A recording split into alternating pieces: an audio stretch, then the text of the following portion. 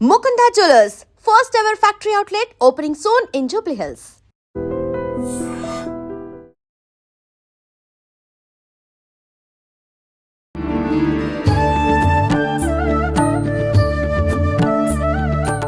నమస్కారం అమ్మా. నమస్కారం అమ్మా.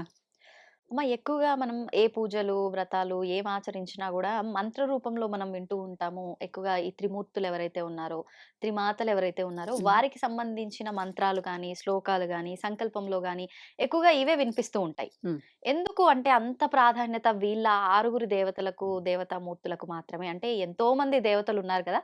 విశేషంగా వీళ్ళని మాత్రమే ఎందుకు తీసుకొస్తున్నాం? ఎందుకంత ప్రాధాన్యత ఇస్తున్నాం? దాని వెనకాల ఆంతర్యం ఏంటి?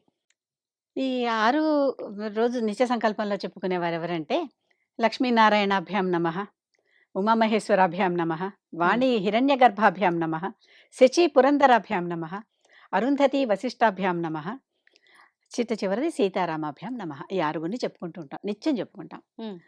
ఈ ఆరుగురిలో మనం ఒకటి గమనించి చూస్తే స్త్రీలే ముందరున్నారు. అవును. పురుషులు తర్వాత ఉన్నారు. ఎందుకని? సృష్టిలో స్త్రీనే ముందరుంటుంది. తర్వాతే పురుషుడు స్త్రీ ద్వారా వస్తాడు అని చెప్పటానికి ఒక ఉదాహరణ.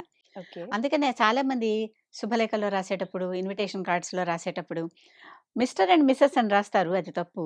హ్మ్. మిసెస్ అండ్ మిస్టర్ అని రాయాలి. శ్రీమతి అండ్ శ్రీ అని రాయాలి. ఆహా! ఆ చివరలో ఏదుంటుందో ఆ పేరు గల వాళ్ళది ఆ చివరలోకి రావాలి. హుహుహుహు. భార్యాభర్త ఇద్దరిని కలిపి చెప్తున్నారు గదా! ఆ మాట అవును. అంటంలో. అవును. శ్రీ అండ్ శ్రీమతి రామారావు గాదు. శ్రీమతి అండ్ శ్రీరామారావు. ఓహో! శ్రీరామారావు గారి యొక్క శ్రీమతి. అవును గదా! లాజిక్ అది. లాజిక్కే కదా! ఆ! కాకపోతే పురుషాహంకారం ఉన్నవాళ్ళు మేమే ముందర ఉండాలి అని ఇగో ఉంటుంది కదా, మేల్ ఇగో ఉన్నవాళ్ళు దాన్ని తీసుకొచ్చి తారుమారు చేస్తూ ఉంటారు. హుహుహుహు. మనకి సంకల్పంలోనే ఇది ఉంది. అవును. రోజు వాళ్ళే చెప్పుకుంటారు. ఈ పురుషుల పూజ చేసేప్పుడు సంకల్పంలో అలాగే చెప్పుకుంటారు. హ్మ్. హ్మ్. రామ సీతాభ్యాం నమః అనరు, సీతారామాభ్యాం నమః అని అంటారు. హ్మ్. ఇక్కడ వీళ్ళలో ఉన్నటువంటి ప్రత్యేకత ఏంటంటే, లక్ష్మీనారాయణులు మన స్థితికారకులు. మనం వాళ్ళని ఎందుకు పూజిస్తున్నాం నిత్యం?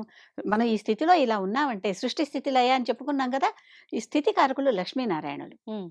వారు ఉండబట్టే మనం ఉన్నాం. నారాయణుడు మనం ఎలా ఉండాలి, ఏమిటి అనేదాన్ని నిర్దేశించి చూస్తున్నాడు.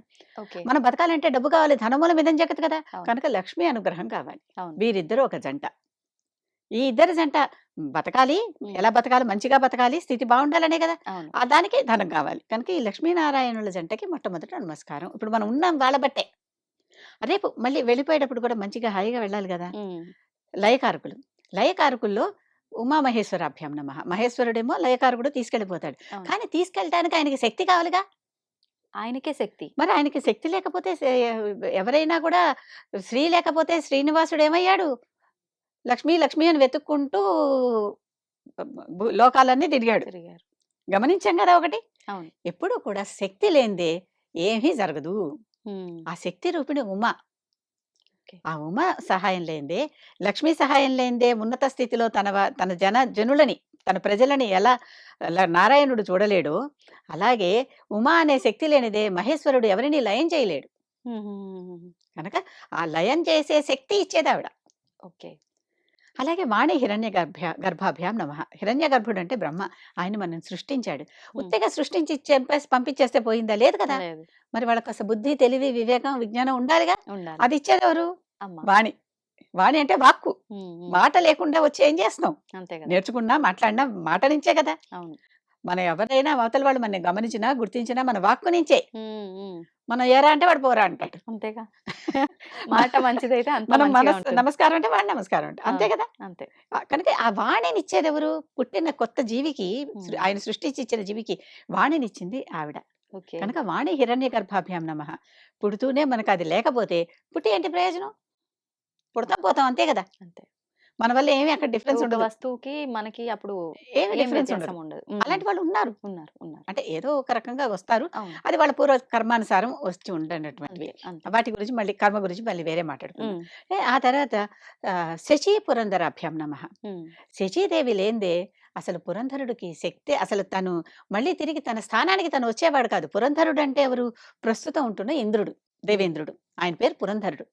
పదవేమో దేవేంద్ర పదవి.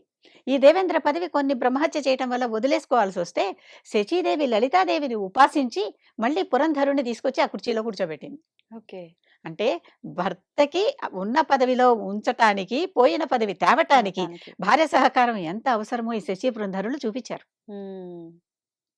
అలాంటి వాళ్ళు మరి అవును. భార్యాభర్తలు ఇద్దరు ఒకళ్ళతో ఒకళ్ళు ఒకళ్ళ కష్టంలో ఉన్నప్పుడు ఇంకోళ్ళు ఆదుకుంటూ ఎలా కలిసిమెలిసి ఉండాలనేది ఉండాలనేది ఇక్కడ ఇక్కడ తెలుస్తుంది. తెలుస్తోంది. మరి అలాంటి వారిని మనం ధ్యానించుకోవద్దు నిత్యం? తప్పకుండా. అరుంధతి వశిష్టాభ్యాం నమః.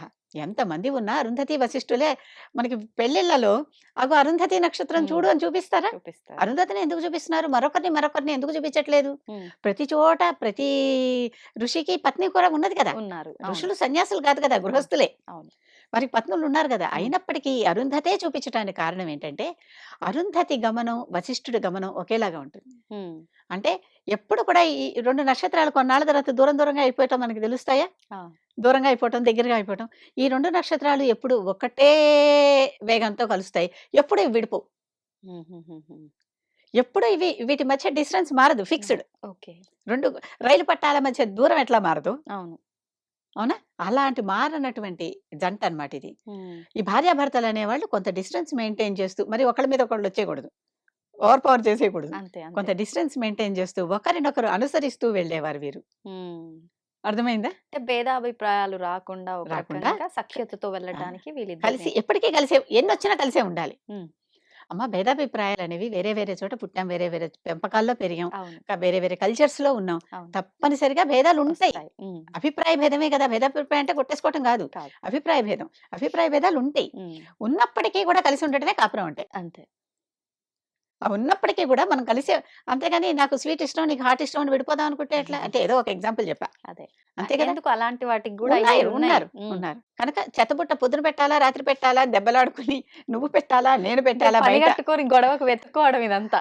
కానీ అంటే ఇప్పుడు భేదాభిప్రాయాలనేవి పుట్టడం చాలా సహజం. ఉండటం కూడా సహజమే. హ్మ్. లేకపోతేనే ఆశ్చర్యం. అవునవును. కనుక ఉన్నప్పటికీ కూడా కలిసి ఉండటమే కాపురం. హ్మ్. ఈ ఇద్దరు అలాంటి జంట. ఓకే. పెళ్లిలో కూడా ఉదాహరణకు చూపిస్తున్నారు. అవును. అరుంధతిలాగా అలా వశిష్ఠుడికి నువ్వుండు అనే అమ్మాయికి మనిద్దరం అలా ఉందామని అబ్బాయి చేత అమ్మాయికి చూపిస్తున్నారు. వాళ్ళు ఎల్లవేళలా ఉంటారా అమ్మ అక్కడ? ఉంటారు. అంటే అంటే అవి అవి కదులుతూ ఉంటాయి. హ్మ్. కదిలితే కూడా ఆ 2 కూడా కదలటం కూడా ఒకే వేగంతో కదులుతాయి. అంటే ఏ సమయంలో వివాహమైనా అది ఆ సిద్ధాంతం మాత్రం ఖచ్చితంగా ఈ చూపించే సిద్ధాంతం విధానం ఎందుకు ఉంటుంది గదా! చూపిస్తున్నారంటే అక్కడ హ్మ్. అక్కడ పొగల పూట అయినా కూడా చూపించేస్తున్నారు ఈ హ్మ్. మధ్య. హ్మ్. ఇదివరకు 5 రోజులు పెళ్ళిళ్ళయ్యేవి కనుక రాత్రి పూట చూపించేవారు. హ్మ్. ఏ సమయంలో కూడా అక్కడే ఉంటారంటే కొంచెం డిస్టెన్స్ పెరిగిన కొద్దీ మనకు కొన్ని విజిబుల్‌గా ఉంటాయి. కొన్ని విజిబుల్‌గా ఉండవు గదా! హ్మ్. హ్మ్. అవి గమనిస్తూనే ఉంటాయి. అవుంటాయి. అవి సూర్యుడు మనకి రాత్రి అనేది సూర్యుడు ఉండకుండా ఉంటాడా? ఉన్నాడు కదా! ఉంటాడు. ఇంకో చోట. అవును. అవును. రవి అస్తమించని బ్రిటిష్ సామ్రాజ్యం ఎందుకన్నారంటే వాళ్ళ సామ్రాజ్యం అంత పెద్దది. హ్మ్. వాళ్ళ సామ్రాజ్యంలో ఎక్కడో ఒక చోట ఇక్కడ అస్తమించినా అక్కడ వెలుగుతూ ఉంటాడు సూర్యుడు. ఆ! అందుకని ఆ పేరొచ్చింది. ఓకే. ఇప్పుడు అంత పెద్ద సామ్రాజ్యము కాదది. అది వేరే అవును. విషయం. అవును. అంత రవి అస్తమించని సామ్రాజ్యాలే ఇప్పుడెక్కడా లేవసలు. లేవు. హ్మ్. ఈ ఈ రకంగా ఇద్దరు కలిసి ఉండటమే దాంపత్యం అంటే. అలాంటి దంపతుల్ని రోజు నిత్య సంకల్పంలో చెప్పుకుంటూ మేమలా ఉంటాం. ఉండాలి అనుకున్నట్టుగా ఎందుకంటే చాలా మోడల్ దంపతుల గురించి చెప్పుకుంటున్నాం ఇక్కడ. అవును. వాళ్ళలాగా మనం ఉండాలి అనుకునే అనుసరించదగినటువంటి దంపతులు. దంపతులు. సీతారామాభ్యాం నమః. అసలు సీత రాముడు ఎక్కడుంటే నువ్వెక్కడుంటే అక్కడ నాకు అయోధ్య. నేను నిన్ను పెళ్లి చేసుకున్నానా? అయోధ్యను పెళ్లి చేసుకున్నానా? హ్మ్. హ్మ్. అయోధ్యలోనే ఉందాం పద. నువ్వెక్కడుంటే అక్కడే నాకు అయోధ్య అని చెప్పింది. అవును. అవును. అటువంటి సీత. అంటే రాముడిని ఎప్పుడూ వదలని సీత. వదలని సీత. రాముడు ఏం చేసుకున్నా, ఏం చేసినా, ఏం మాట్లాడినా అర్థం చేసుకున్న సీత. హ్మ్. తనని వదిలేసినప్పుడు కూడా రాముడెందుకు వదిలేస్తే ఉంటుంది కారణం. ఏమీ లేకుండా ఉండదు హ్మ్. అనేటట్టు నమ్మినటువంటి సీత. అవును. అందుకని ఇట్లాంటి వాళ్ళు. వీళ్ళిద్దరు అద్వైతం అంటారు. హ్మ్. రాము, సీతారాముడు వేరే కాదు. ఇద్దరు ఒకటే అని అలా వాళ్ళిద్దరిని ఒకటిగానే ట్రీట్ చేయటం అన్నమాట. హ్మ్. హ్మ్. అంటే ఒకళ్ళ మనసులో ఏముందో వెంటనే ఇంకోళ్ళకి మనసులో తెలిసిపోతుంది. తెలిసిపోతుంది. ఎందుకంటే వాళ్ళు లక్ష్మీనారాయణ అంశంలో వచ్చిన వాళ్ళు గదా! నారాయణుడికి లక్ష్మీదేవి హృదయంలో ఉంటుంది. అవును. హృదయంలో భావన రాంగానే తెలిసిపోతుంది. ఆ! అక్కడ భావన పుట్టించేది, ఉండేది వాళ్ళకే గదా! వాళ్ళకే. అటువంటి వాళ్ళనమాట వీళ్ళు. హ్మ్. అటువంటి దంపతులని నిత్యం స్మరించుకుంటూ ఉంటే సంకల్పంలో ఆ విధంగా మనం గూడా ఉండాలి అని.